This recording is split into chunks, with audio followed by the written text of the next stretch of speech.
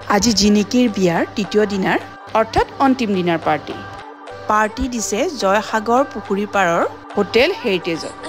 হোটেলখন সেই কাৰণেই বৰ ধুনীয়াকৈ সজাইছে। কইনাজনীক বহাৰ কাৰণে পুখুৰীৰ মাজডোখৰত বটিং কৰিবলৈ উঠা ঠাইখন সজাইছে।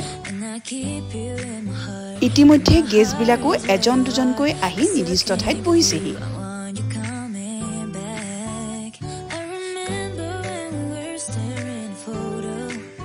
আৰু ফটো উঠি ভাল পোৱাবিলাকেও ধুনীয়া ধুনীয়া ঠাইবোৰ বিচাৰি ফটো উঠি ফুৰিছে। অৱশ্যে ময়ো তাৰ ভিতৰৰে এগৰাকী। প্ৰথমতে কইনাৰ পেহীয়েকৰ লগত, তাৰপিছত কইনাজনীৰ লগত। আজি কইনাজনীও আকৌ বৰ মৰম লগাজনী হৈছে। তাৰপিছত আমি বংশৰ বোৱাৰীবোৰ লগ হৈও কেইবাখনো ফটো মাৰিলোঁ। এনেকুৱা একোটা অকেজনতেই আজিকালি পৰিয়ালৰ মানুহবোৰ গোট খোৱা যায় আৰু বিভিন্ন ধৰণেৰে আনন্দ ফূৰ্তি কৰা হয়। নহ'লে যে আজিকালিৰ ব্যস্ততাপূৰ্ণ দিনবিলাকত ইজনে সিজনৰ খবৰ এটা ল'বলৈকে সময় নোহোৱাৰ দৰে হৈছে। এনেদৰেই লাহে লাহে সময়খিনি পাৰ হৈ গ'ল আৰু অৱশেষত আহি ডিনাৰ খোৱাৰ সময়। ভাগে ভাগে সজাই থোৱা বিভিন্ন আইটেমৰ মাজৰ পৰা নিজৰ পচন্দৰ আইটেমখিনি বাছি ল'লোঁ।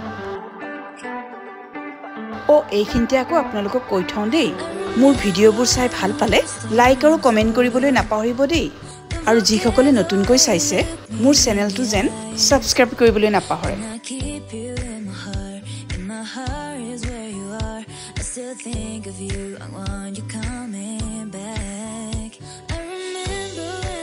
আৰু অৱশেষত নিজৰ পচন্দৰ আইটেমখিনি লৈ আহি খাবলৈ বহিলোঁ। খন্তেক পিছতে এওঁ সংগ দিলেহি। ৰাজহুৱা পাৰ্টি হ'লেও পৰিয়ালৰ মানুহকেইটাই একেলগে খোৱাৰ মজাটোৱে বেলেগ হয়।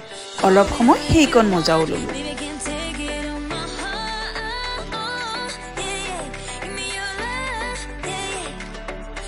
ইফালে কইনাৰ ঘৰৰ মানুহখিনিও একেলগে খোৱাত ব্যস্ত। কইনাৰ পেহীয়েক, দুয়োগৰাকী আইতাক, মাক আৰু বায়েক।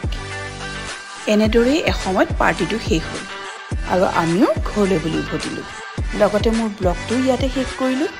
পুনৰ এটা নতুন ব্লগেৰে আপোনালোকক লগ পোৱাৰ চেষ্টা কৰিম। Bye bye, good night.